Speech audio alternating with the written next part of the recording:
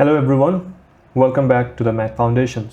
আজ আমরা হেমাটোলজির একটা ইম্পর্টেন্ট চ্যাপ্টার নিয়ে কথা বলবো and that is hemolytic anemia. এই টপিকটা শুধুমাত্র ল্যাব রিপোর্টের হাই বিলিরুবিন না, এটার পিছনে আছে আরবিসি ডিস্ট্রাকশনের কমপ্লেক্স প্যাথোফিজিওলজি, ক্লাসিফিকেশন, ইটিওলজি আর বোন মেরোর কম্পেনসেটরি পাওয়ার। আজ আমরা স্টেপ বাই স্টেপ বুঝবো কীভাবে আরবিসি প্রিমেচিওর হয়ে ডিস্ট্রয় হয়, স্প্লিন আর লিভার কী রোল প্লে করে আর ল্যাবরেটরিতে কী কী ফাইন্ডিংস দেখব। So let's start with the first page of the PDF.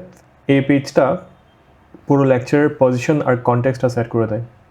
Haemolytic anaemia হচ্ছে অ্যানিমিয়ার একটা স্পেসিফিক সাবটাইপ। কি আইডিয়াটা? Premature RBC destruction. একটা নর্মাল পারসনে আরবিসি 120 দিনের মতো বাঁচে।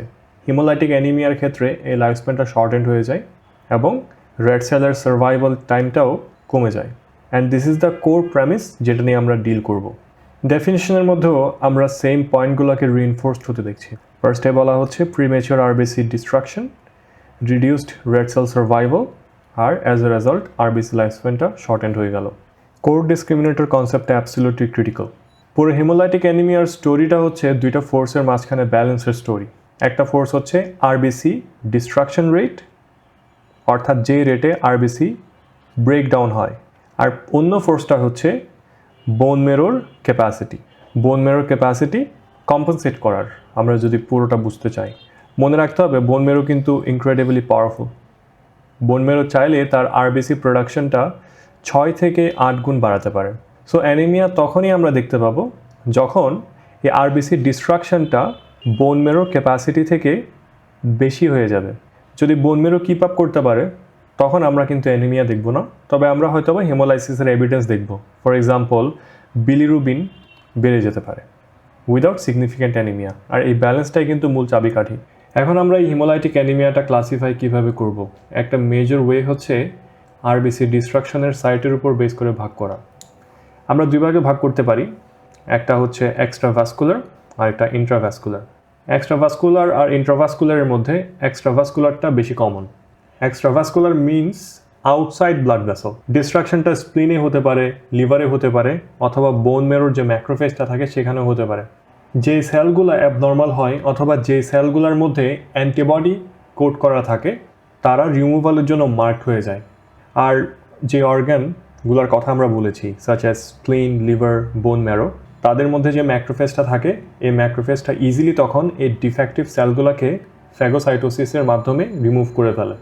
এই পুরো প্রসেসটা হচ্ছে অনেকটা কোয়ান্টিটি কন্ট্রোল চেকপয়েন্টের মতো।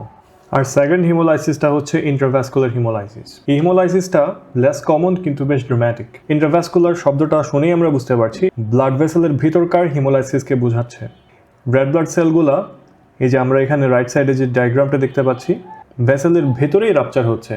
রাপচার হওয়ার সাথে সাথে প্লাজমার মধ্যে সরাসরি হিমোগ্লোবিন রিলিজ হয়ে যায়, আর যখন এটা হয় এটা একটা মেডিকেল ইমার্জেন্সি। আমরা এই হিমোলাইসিসগুলার ল্যাব ফাইন্ডিং পরে দেখব। ক্লাসিফাই করার আরেকটা ওয়ে হচ্ছে ইটিওলজি, মানে দ্য আন্ডারলাইং কজ। আমরা হেরিডিটারি এবং অ্যাকোয়ার্ড এই দুইটা ক্যাটাগরিতে ভাগ করে থাকি ইটিওলজির উপর বেস করে। ফার্স্টেই হেরিডিটারি হিমোলাইটিক অ্যানিমিয়া। হেরিডিটারি মানে হচ্ছে যেগুলা ইনবর্ন এরর, তারা ইনক্লুড করে membrane defect, for example hereditary spherocytosis, যেখানে আরবিসি স্কেলিটনটাই ফল্টি হয়ে যায়। সেকেন্ড হচ্ছে haemoglobinopathies, for example sickle cell anaemia আর থ্যালাসেমিয়া, যেখানে হিমোগ্লোবিন মলিকিউলটাই অ্যাবনর্মাল। আর এনজাইম ডিফেক্ট, এনজাইম ডিফেক্টের এক্সাম্পল হতে পারে G6PD ডেফিসিয়েন্সি, যেখানে আরবিসির একটা স্পেসিফিক এনজাইম থাকে না, দ্যাট মিনস G6PD, আর এটা না থাকার কারণে আরবিসি নিজেকে অক্সিডেটিভ স্ট্রেস থেকে রক্ষা করতে পারে না। আর যেটা অ্যাকোয়ার্ড হিমোলাইটিক অ্যানিমিয়া আছে, এটা এক্সটার্নাল ফ্যাক্টরের কারণে হয়, যেমন ইমিউন মিডিয়েটেড, যেখানে তোমার নিজের ইমিউন সিস্টেম আরবিসিকে অ্যাটাক করছে, যেটা আমরা বলি অটোইমিউন হিমোলাইটিক অ্যানিমিয়া। মেকানিক্যাল, যেখানে ফিজিক্যাল ফোর্সেস আরবিসিকে নষ্ট করে দেয়, ভেঙে ফেলে। ফর এক্সাম্পল যদি হার্টের ভালভটা ফল্টি হয়ে যায় তখন মেকানিক্যাল অ্যানিমিয়া হতে পারে, তখন সেটাকে আমরা একটা মেকানিক্যাল কজ ধরতে পারি। ইনফেকশন যেমন ম্যালেরিয়া, তারপর ড্রাগ আর কেমিক্যালের কারণেও কিন্তু এটা হতে পারে। সিভিয়ারিটিটা বোঝার জন্য আমাদের নর্মাল ভ্যালুটা মনে রাখতে হবে। একটা নর্মাল রেড ব্লাড সেল 120 দিনের মতো বাঁচে, হিমোলাইটিক স্টেটের মধ্যে দেখা যায় লাইফ স্প্যানটা সিভিয়ারলি কমে যেতে পারে, and this leads us to development or pathway. যদি আরবিসি সার্ভাইভাল 100 দিনের নিচে নেমে যায়, তখন ম্যারো কম্পেনসেট করা স্টার্ট করে এবং বোন ম্যারোতে এরিথ্রয়েড হাইপারপ্লেজিয়া হয়। ব্লাড টেস্ট যখন করব, ব্লাড টেস্টের মধ্যে আমরা এটা রেটিকুলোসাইটোসিস হিসেবে দেখতে পাবো। ডিস্ট্রাকশনটা যদি মাইল্ড হয়, তখন ম্যারো কিন্তু কমপ্লিটলি সেটা কম্পেনসেট করতে পারে এবং পেশেন্টের কোনো অ্যানিমিয়া আমরা দেখতে পাবো না। কিন্তু ডিস্ট্রাকশনটা যদি সিভিয়ার হয়ে যায়, লেটস সে 10 থেকে 20 ডেজ, তখন ম্যারোর যে কম্পেনসেশন এবিলিটি সেটা ইনকমপ্লিট থাকে এবং অ্যানিমিয়া ডেভেলপ করে। Now let's talk about the core mechanism and এটার কনসিকুয়েন্স কী হতে পারে। যখন আরবিসি ডিস্ট্রাকশনটা বেড়ে যায়, এটার কারণে কয়েকটা চেইন অফ ইভেন্ট আমরা দেখতে পাবো। আমরা জানি আরবিসির ভিতরে হিমোগ্লোবিন থাকে, আর হিমোগ্লোবিন যদি ভেঙে যায়, হিমোগ্লোবিনটা ভেঙে আনকনজুগেটেড বিলিরুবিন তৈরি করে, আর এই আনকনজুগেটেড বিলিরুবিনের কারণে জন্ডিস হয়। আর এই বিলিরুবিনের কিছু অংশ গাটের মধ্যে ইউরোবিলিনোজেনে কনভার্ট হয়। As a result urinary urobilinogen increase করবে। বোন ম্যারো যেটা হয়, বোন ম্যারো তখন নিজেকে ওভার অ্যাক্টিভ করে ফেলে এবং as a result compensatory marrow hyperplasia হয় অ্যান্ড রেটিকুলোসাইটোসিস আমরা দেখতে পাবো। আর এই নিচের ইনফরমেশনটা টার্নিং পয়েন্ট লজিক হিসেবে খুবই ইম্পর্টেন্ট। অ্যানিমিয়া কেবলমাত্র তখনই ডেভেলপ করে যখন কম্পেনসেশনটা ফেল করে, এর আগে অ্যানিমিয়া ডেভেলপ করবে না। কারণ আমরা আগেই বলেছি বোন ম্যারোর কম্পেনসেটরি একটা মেকানিজম আছে এবং সে চাইলে 6 থেকে 8 গুণ পর্যন্ত বেশি আরবিসি প্রোডাকশন করতে পারে। এখন এক্সট্রাভাস্কুলার হিমোলাইসিসের মধ্যে স্প্লিন কীভাবে রোল প্লে করে সেটা আমরা একটু দেখার চেষ্টা করব। স্প্লিনের যে ম্যাক্রোফেজটা আছে, এটাই কিন্তু প্রাইমারি গার্বেজ ডিসপোজাল ইউনিট হিসেবে কাজ করে। যে আরবিসিগুলো অ্যাবনর্মাল অথবা যে আরবিসির অ্যান্টিবডি কোটিং আছে, অর্থাৎ যে আরবিসি অ্যান্টিবডি দিয়ে কোটেড হয়ে গেছে, তাদেরকে এই স্প্লিনিক ম্যাক্রোফেজ ডিস্ট্রয় করে দেয়। মাঝে মধ্যে দেখা যায় আরবিসির পুরো অংশ ম্যাক্রোফেজটা গ্রহণ না করে আরবিসির যে মেমব্রেনটা থাকে, মেমব্রেন থেকে কিছু অংশ সে কাট ডাউন করে ফেলে।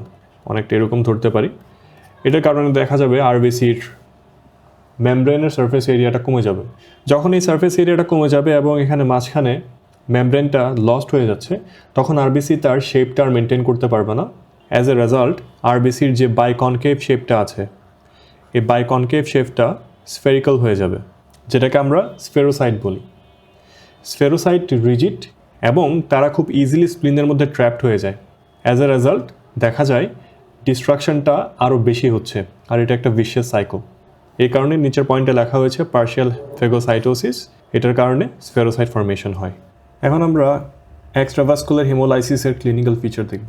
এক্সট্রাভাস্কুলার হিমোলাইসিসের দুইটা কমন এক্সাম্পল হচ্ছে হেরিডিটরি স্ফেরোসাইটোসিস, যেটা আমরা কিছুক্ষণ আগে বলেছি যে স্ফেরোসাইটোসিসটা কীভাবে হয়, আরেকটা হচ্ছে warm autoimmune haemolytic anaemia. Warm বলা হচ্ছে কারণ এটা বডি টেম্পারেচারের মধ্যে আইজিজি দ্বারা মেডিয়েটেড একটা অ্যানিমিয়া। তো এই দুইটা এক্সাম্পল মাথায় রেখে আমরা এক্সট্রাভাস্কুলার হিমোলাইসিসের কী ফিচারগুলো দেখতে পারি। ফার্স্টে আমরা দেখতে পাচ্ছি স্প্লেনোমেগালি বলা হয়েছে, কারণ স্প্লেন ওভারওয়ার্ক করছে, অ্যাজ এ রেজাল্ট বড় হয়ে যায়।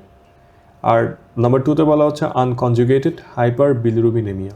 আমরা বলেছি যেহেতু হিমোলাইসিস হচ্ছে, হিমোগ্লোবিনের মধ্যে বিলিরুবিন থাকে, তাহলে বিলিরুবিনটা ভেঙে ব্লাডের মধ্যে চলে আসে। কিন্তু একটা ইম্পর্টেন্ট পয়েন্ট, সেটা হচ্ছে হিমোগ্লোবিন ইউরিয়া, এটা কিন্তু অ্যাবসেন্ট থাকে, কারণ হিমোগ্লোবিনটা ম্যাক্রোফেজের ভেতরে ভাঙছে এবং সেখানে ট্র্যাপ থাকে, তারা ব্লাডের মধ্যে ফ্রিলি রিলিজ হয় না। এখন আমরা এটাকে ইন্ট্রাভাস্কুলার হিমোলাইসিসের সাথে কন্ট্রাস্ট করতে পারি, যেখানে ব্লাড স্ট্রিমের ভেতরেই আরবিসিগুলো বার্স্ট করছে, আর বার্স্ট করার কারণে ফ্রি হিমোগ্লোবিন প্লাজমার মধ্যে চলে আসে। ইন্ট্রাভাস্কুলার হিমোলাইসিসের ফিচারগুলোর মধ্যে আছে হিমোগ্লোবিনেমিয়া। আমরা আগে বলেছি প্লাজমার মধ্যে ফ্রি হিমোগ্লোবিন চলে আসছে, অ্যাজ এ রেজাল্ট প্লাজমার কালার একটু পিঙ্কিশ দেখাতে পারে। Number 2 haemoglobin urea. এক্সট্রাভাস্কুলার হিমোলাইসিসের ক্ষেত্রে অ্যাবসেন্ট থাকলেও এটা ইন্ট্রাভাস্কুলার হিমোলাইসিসে প্রেজেন্ট। কিডনি যে হিমোগ্লোবিনটা ব্লাডের মধ্যে পাচ্ছে, সেটাকে ফিল্টার করছে। ফিল্টার করার কারণে সে ডার্ক ইউরিন প্রোডাকশন করে, অথবা ইউরিনটা কোলা কালার্ড হতে পারে, এবং এটা একটা হলমার্ক ফিচার। আর সিরাম হ্যাপ্টোগ্লোবিন মার্কলি রিডিউসড হতে পারে অথবা অ্যাবসেন্টও হতে পারে। হ্যাপ্টোগ্লোবিন হচ্ছে একটা প্রোটিন যেটা যে ফ্রি হিমোগ্লোবিনটা থাকে সেটাকে পরিষ্কার করে ফেলে। আর ইন্ট্রাভাস্কুলার হিমোলাইসিসের ক্ষেত্রে এই হ্যাপ্টোগ্লোবিনটা স্যাচুরেটেড হয়ে যায়, আর অ্যাজ এ রেজাল্ট এটা খুব র্যাপিডলি ডিপ্লিট করে। মিসম্যাচড ব্লাড ট্রান্সফিউশনের কারণে ইন্ট্রাভাস্কুলার হিমোলাইসিস হতে পারে, এবং এই মিসম্যাচ ব্লাড ট্রান্সফিউশন এটা একটা মেজর ডিজাস্টার। আর মেকানিক্যাল হিমোলাইসিস হতে পারে, যেটা প্রোস্থেটিক ভালভের কারণে হয় নর্মালি। অথবা অনেক সময় ডিআইসি এর কারণে এটা হতে পারে। ডিআইসি এর ক্ষেত্রে মাইক্রোঅ্যাঞ্জিওপ্যাথিক হিমোলাইসিস আমরা দেখতে পাই। আর নাম্বার 3 হচ্ছে প্যারক্সিসমাল নকটার্নাল হিমোগ্লোবিনিউরিয়া। এই ডিজিজটাকে আমরা সংক্ষেপে পিএনএইচ বলি অনেক সময়। আর পিএনএইচ হচ্ছে একটা অ্যাকোয়ার্ড স্টেম সেল ডিসঅর্ডার, যেখানে আরবিসি তাদের যে প্রোটেক্টিভ প্রোটিনটা থাকে, যেমন CD55 অথবা CD59, এগুলো ল্যাক করে থাকে। অ্যাজ এ রেজাল্ট যখনই কমপ্লিমেন্ট মিডিয়েটেড কোনো লাইসিস হয়, ওই লাইসিসের প্রতি এরা সেন্সিটিভ হয়ে যায়, যার কারণে আরবিসি খুব ইজিলি লাইসিস হতে পারে। আমরা যদি প্রিভিয়াস মেকানিজমগুলো বুঝতে পারি, তাহলে আমরা কম্প্যারিজনটা খুব ইজিলি মেমোরাইজ করতে পারবো এবং কনসেপ্টে ইউজ করতে পারবো। আমরা site, haemoglobinaemia, haemoglobinuria, serum haptoglobin, splenomegaly এবং স্ফেরোসাইট প্রত্যেকটাই মেকানিজমের সাহায্যে বোঝার চেষ্টা করেছি কোন ক্ষেত্রে প্রেজেন্ট থাকবে এবং কোন ক্ষেত্রে অ্যাবসেন্ট থাকবে। Now let's delve into some specific disease, starting with hereditary spherocytosis. এটা একটা ক্লাসিক মেমব্রেন ডিফেক্ট। আমরা যদি আরবিসি মেমব্রেনটার দিকে তাকাই, আরবিসি মেমব্রেনের মধ্যে কিছু প্রোটিন থাকে, সাচ অ্যাজ স্পেকট্রিন, অ্যাঙ্কাইরিন, ব্যান্ড 3 অথবা প্রোটিন 4.2। আর ডিফেক্টটা কিন্তু এই প্রোটিনগুলোর মধ্যেই হয়। যদি এই প্রোটিনগুলোর মধ্যে ডিফেক্ট হয়, সেই ক্ষেত্রে মেমব্রেনের সারফেস এরিয়াটা কিন্তু কমে যায়, যার কারণে ফেরোসাইট ফর্মেশন হয়। মানে আরবিসি তার বাইকনকেভ শেপটা হারিয়ে সার্কুলার শেপ অথবা স্ফেরিক্যাল শেপ ধারণ করে থাকে। আর এই স্ফেরোসাইট কিন্তু স্প্লিনের মধ্যে ডিস্ট্রয় হয়ে যায়।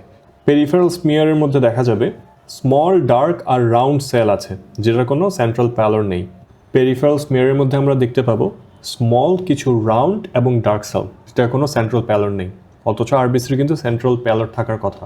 যখন অসমোটিক ফ্র্যাজিলিটি টেস্ট করা হবে, তখন দেখতে পাবো যে সেলগুলো ইজিলি বার্স্ট করছে যদি আমরা হাইপোটোনিক সলিউশনের মধ্যে আরবিসিগুলো দিই। আর ট্রিটমেন্টটা হচ্ছে স্প্লেনেক্টমি, যেটা অ্যানিমিয়া কারেক্ট করবে, কারণ এই স্প্লিনটাই হচ্ছে main destruction site of RBCs. নেক্সটে haemoglobinopathy, sickle cell anaemia, thalassaemia major, এটা আমরা সেপারেট ভিডিওতে ডিসকাস করেছি। এখানে প্রবলেমটা হচ্ছে গ্লোবিনটা অ্যাবনর্মাল হয়ে যায়। এটার কারণে হিমোগ্লোবিনটা আনস্টেবল হয়ে যায়, আর as a result RBC rigid হয়ে যায়, সাচ অ্যাজ সিকেল শেপড অথবা ইনএফেক্টিভ হয়ে যায়। আর এই অ্যাবনর্মাল আরবিসিগুলোর হিমোলাইসিস হওয়ার প্রবণতা বেশি। দেন আমাদের এনজাইম ডিফেক্ট আছে। Then we will talk about enzyme defects such as G6PD deficiency. ফার্স্টে আমরা G6PD কি সেটা একটু জেনে নিই। এটা হচ্ছে একটা এনজাইম যেটা প্যান্টোজ ফসফেট পাথওয়েতে NADPH জেনারেট করার ক্ষেত্রে হেল্প করে। আর NADPH যেটা, এই NADPHটা কিন্তু গ্লুটাথায়নকে রিডিউসড ফর্মে রাখতে হেল্প করে। আর গ্লুটাথায়ন কিন্তু একটা মেজর অ্যান্টিঅক্সিডেন্ট। যদি G6PD ডিফিসিয়েন্ট থাকে, অক্সিডেটিভ স্ট্রেসের কারণে আরবিসির মেমব্রেনের মধ্যে ড্যামেজ হয়ে যায়। ট্রিগারগুলো হতে পারে ড্রাগস সাচ অ্যাজ সালফা অথবা অ্যান্টিম্যালেরিয়াল ড্রাগস, ইনফেকশন অথবা ফাভাভিনস। আরবিসিতে অক্সিডেটিভ ড্যামেজ হওয়ার কারণে কিছু হাইন্স বডি দেখা যায়। হাইন্স বডিগুলো আমরা এখানে ছবির মধ্যে দেখতে পাচ্ছি, ব্ল্যাক কিছু ডট। এই ব্ল্যাক ডটগুলো অ্যাকচুয়ালি ডিনেচার্ড হিমোগ্লোবিনকে ইন্ডিকেট করছে। স্প্লিন কিন্তু এই ডিনেচার্ড হিমোগ্লোবিনগুলোকে প্লাগ করার চেষ্টা করে, যার কারণে আরবিসিটা দেখতে বাইট সেলের মতো হয়ে যায় এবং আমরা পেরিফেরাল স্মিয়ারের মধ্যে এই বাইট সেলটা দেখতে পাবো। অ্যাকোয়ার্ড কজের মধ্যে ইমিউন হিমোলাইটিক অ্যানিমিয়া চলে আসে। ইমিউন হিমোলাইটিক অ্যানিমিয়াকে দুইটা টাইপে ভাগ করা হয়। একটা হচ্ছে ওয়ার্ম অ্যান্টিবডি টাইপ, আর একটা হচ্ছে কোল্ড অ্যান্টিবডি টাইপ। যেটা ওয়ার্ম অ্যান্টিবডি টাইপ, সেটা নর্মাল বডি টেম্পারেচারের মধ্যে বাইন্ড করে, আর এটার কারণে এক্সট্রাভাস্কুলার হিমোলাইসিস হয়। যদি ডিরেক্ট কোমস টেস্ট করা হয়, সেটা পজিটিভ হবে। কোমস টেস্টের মধ্যে আমরা জাস্ট অ্যান্টিবডিটা ডিটেক্ট করে থাকি। আরেকটা হচ্ছে কোল্ড অ্যান্টিবডি টাইপ, যেটা IgM দ্বারা মিডিয়েটেড, এবং এই ক্ষেত্রে অ্যান্টিবডিগুলো লোয়ার টেম্পারেচারে বাইন্ড করে, কারণ আমাদের হোল বডিতে টেম্পারেচার কিন্তু সেম না। এক্সট্রিমিটির ক্ষেত্রে টেম্পারেচার, বডি টেম্পারেচার যেটা কোর, তার চেয়ে নিচে নেমে যেতে পারে, 28 থেকে 32 ডিগ্রি সেলসিয়াস পর্যন্ত হতে পারে। আর এই ক্ষেত্রে IgM কমপ্লিমেন্ট ফিক্সেশন করে থাকে এবং এটার কারণে ইন্ট্রাভাস্কুলার হিমোলাইসিস হয়। আর পেশেন্টের অ্যাক্রোসায়ানোসিস হতে পারে। অ্যাক্রোসায়ানোসিস মানে হচ্ছে ফিঙ্গার অথবা নোজের ব্লুইশ ডিসকালারেশন, যেটা কোল্ডের মধ্যে দেখা যাবে। আর মেকানিক্যাল হিমোলাইসিসটা প্রোস্থেটিক হার্ট ভালভের ক্ষেত্রে দেখা যায়। প্রোস্থেটিক হার্ট ভালভটা আরবিসিকে ফিজিক্যালি স্ট্রেট করে দেয় এবং পেরিফেরাল স্মিয়ারের মধ্যে সিস্টোসাইট দেখা যায়, যেটা ফ্র্যাগমেন্টেড এবং হেলমেটের মতো শেপড, যেটা আমরা এই ইমেজের মধ্যে দেখতে পাচ্ছি। এগুলো সবগুলা সিস্টোসাইট। আর এটাকে মাইক্রোঅ্যাঞ্জিওপ্যাথিক হিমোলাইসিস বলা হচ্ছে, কারণ এই মেকানিক্যাল হার্ট ভালভের কারণে ব্লাড ফ্লোটা অ্যাবনর্মাল হয়ে যায়, টার্বুলেন্ট হয়ে যায়। নর্মালি কিন্তু ল্যামিনার ফ্লো হওয়ার কথা হলেও যখন মেকানিক্যাল হার্ট ভালভটা এখানে স্থাপন করা হয় তখন ফ্লোটা দেখা যায় অ্যাবনর্মাল হয়ে যাচ্ছে, টার্বুলেন্ট হয়ে যাচ্ছে। আরবিসি অ্যাজ এ রেজাল্ট ফোর্সের কারণে ডিফর্মড হয়ে হেলমেট সেল হয়ে যায় অথবা হেলমেট শেপড হয়ে যায়। আর মাইক্রো অ্যাঞ্জিওপ্যাথিক বলার অর্থ হচ্ছে মাইক্রো মানে ছোটো, অ্যাঞ্জিও মানে ব্লাড ভেসেল, প্যাথি মানে ডিজিজ। এই মেকানিক্যাল হার্ট ভালভটা অনেকটা মাইক্রো অ্যাঞ্জিওপ্যাথিক একটা সাইট হিসেবে কাজ করে, তবে আর্টিফিশিয়াল এক স্মল ব্লাড ভেসেলের মতো কাজ করে থাকে। কোন কোন ইনভেস্টিগেশনগুলো আমরা করব? বায়োকেমিক্যাল ইনভেস্টিগেশন আমাদের অনেক ইনফরমেশন দিয়ে থাকে। ফার্স্ট অফ অল আমরা দেখতে পাবো আনকনজুগেটেড বিলিরুবিন, যেটা হিমোগ্লোবিন ব্রেকডাউন থেকে হয়। আর এলডিএইচ, ল্যাকটেড ডিহাইড্রোজেনেজ, এটা সেল লাইসিস হওয়ার কারণে তৈরি হয়। সিরাম হেপ্টোগ্লোবিন কমে যায়, যেটা স্পেশালি ইন্ট্রাভাস্কুলার হিমোলাইসিসের মধ্যে মার্কড হয়ে যায়, এবং এটা আমরা কেন হয় আগে ব্যাখ্যা করেছি। আর ইউরিনারি ইউরো বিলিনোজেন ইনক্রিজ করে, যেটা আমরা অলরেডি এক্সপ্লেন করেছি। আর স্পেশাল টেস্টগুলোর মাধ্যমে আমরা কজটাকে পিন পয়েন্ট করতে পারি। যেমন আমরা যদি ডাইরেক্ট কোমস টেস্ট করি, যেটা অনেক সময় ডাইরেক্ট অ্যান্টিগ্লোবিলিন টেস্টও বলা হয়, সেখানে আমরা অ্যান্টিবডিগুলো খুঁজে পাবো যেটা আরবিসির সাথে কোটিং হচ্ছে, এবং এটা আমরা নর্মালি ইমিউন মিডিয়েটেড হিমোলাইসিসটা ডায়াগনোজ করার জন্য করে থাকি। আর অসমোটিক ফ্র্যাজিলিটি টেস্ট, এটা হেরিডিটারি স্ফেরোসাইটোসিসের ক্ষেত্রে আমরা করে থাকবো, কারণ অসমোটিক ফ্র্যাজিলিটি টেস্টের মধ্যে আমরা যখন হাইপোটনিক সলিউশন দিব, ডিফেক্টিভ আরবিসিগুলো রাপচার হয়ে যাবে। ফাইনালি আমরা ক্লিনিক্যাল সিগনিফিকেন্স নিয়ে কথা বলতে পারি, যেটা এক্সামের জন্য হাই ইয়েল্ড। একটা পেশেন্ট যার হিমোলাইটিক অ্যানিমিয়া আছে, তার নিচে সিমটমগুলো দেখা যাবে। অ্যানিমিয়া তো অবভিয়াস, তারপর রেটিকুলোসাইটোসিস, জন্ডিস, আর স্প্লেনোমেগালি দেখা যাবে এক্সট্রাভাস্কুলার টাইপের ক্ষেত্রে, আর হাই এলডিএইচ দেখা যাবে। আর এক্সামিনারের লজিকটা কি? যদি রেটিকুলোসাইটোসিস আর হাই বিলিরুবিন দেখতে পাও, হিমোলাইসিস চিন্তা করতে হবে প্রথমেই। তার মানে বোন মেরোর চেষ্টা করছে, আর সেল কিন্তু ভেঙে যাচ্ছে। আর এই স্লাইডের মধ্যে আমরা এক্সামের জন্য সবচেয়ে ইম্পর্ট্যান্ট ইনফরমেশনগুলো এক নজরে দেখে নিতে পারবো। সবার আগে হচ্ছে haemolytic anaemia is about increased destruction. এটা প্রোডাকশন ফেলের কোনো প্রবলেম না, এটা প্রোডাকশনের কোনো প্রবলেম না। রেটিকুলোসাইটোসিস হচ্ছে হলমার্ক অফ ম্যারোর রেসপন্স, মানে বোন ম্যারো কাজ করছে কিনা এটা রেটিকুলোসাইটোসিস থেকে আমরা বুঝতে পারবো। সিরাম হেপ্টোগ্লোবিন লো, এটা ইন্ট্রাভাস্কুলার হিমোলাইসিসের জন্য বেস্ট স্ক্রিনিং। আমরা যদি স্মিয়ারের মধ্যে স্ফেরোসাইট দেখতে পাই, তাহলে সেটা এক্সট্রাভাস্কুলার হিমোলাইসিস সাজেস্ট করে থাকে, সাচ অ্যাজ হেরিডিটারি স্ফেরোসাইটোসিস অথবা ওয়ার্ম অ্যান্টিবডি অথবা ওয়ার্ম অটোইমিউন হিমোলাইটিক অ্যানিমিয়া। আমরা স্মিয়ারের মধ্যে যদি সিস্টোসাইট দেখতে পাই, এটা মেকানিক্যাল অথবা ইন্ট্রাভাস্কুলার হিমোলাইসিসকে ইন্ডিকেট করে। For example prosthetic valve or DIC. DIC stands for disseminated intravascular coagulopathy. আর স্প্ল্যানেক্টমির বেনিফিট যদি আমরা পড়ি, সেই ক্ষেত্রে এক্সট্রাভাস্কুলার হিমোলাইসিসের ক্ষেত্রে এই স্প্ল্যানেক্টমির বেনিফিট আমরা পাবো। ফর এক্সাম্পল হেরিডিটারি স্ফেরোসাইটোসিস, কারণ আমরা এই ক্ষেত্রে সাইট অফ ডিস্ট্রাকশনটা রিমুভ করছি। কিন্তু ইন্ট্রাভাস্কুলার হিমোলাইসিসের ক্ষেত্রে, ফর এক্সাম্পল পিএনএইচ, প্যারক্সিসমাল নকটার্নাল হিমোগ্লোবিনুরিয়া, সেই ক্ষেত্রে কিন্তু আমরা কোনো ধরনের বেনিফিট পাবো না যদি স্প্ল্যানেক্টমি করেও থাকি। টু সাম আপ, আজ আমরা দেখেছি কীভাবে আরবিসির লাইফ স্প্যান কম হয়ে হিমোলাইটিক অ্যানিমিয়া হয়, এক্সট্রাভাস্কুলার আর ইন্ট্রাভাস্কুলার হিমোলাইসিসের ডিফারেন্স, বোন মেরো কীভাবে কম্পেনসেট করে, ল্যাবরেটরি ফাইন্ডিং হিসেবে রেটিকুলোসাইটোসিস, হাই এলডিএইচ, লো হেপ্টোগ্লোবিন, আনকনজুগেটেড বিলিরুবিন, এগুলো অনেক ইম্পর্টেন্ট। স্ফেরোসাইট, সিস্টোসাইট, বাইট সেল, এগুলো পেরিফেরাল স্মিয়ারে দেখে কজ বুঝতে হেল্প করে। এক্সামে ডিরেক্ট এই টপিক থেকে সিনারিও বেসড কোয়েশ্চেন আসবেই, তাই কনসেপ্ট ক্লিয়ার করে রাখা ভালো। If you found this breakdown helpful, let us know. Like, share and subscribe to the math foundations for more clear concept based lessons. যদি তুমি ভিডিও লেকচারগুলোর পাশাপাশি প্যাথোলজির A to Z একটা কমপ্লিট নোট সিরিজ পেতে চাও, সেক্ষেত্রে আমি তোমাদের জন্য বানিয়েছি প্যাথোলজি মাস্টার নোটস। নোটসগুলো পুরোপুরি কনসেপ্ট বেসড, এক্সাম ফোকাসড এবং নিয়মিত আপডেট করা হয়। To get the notes, you can check the link in the description.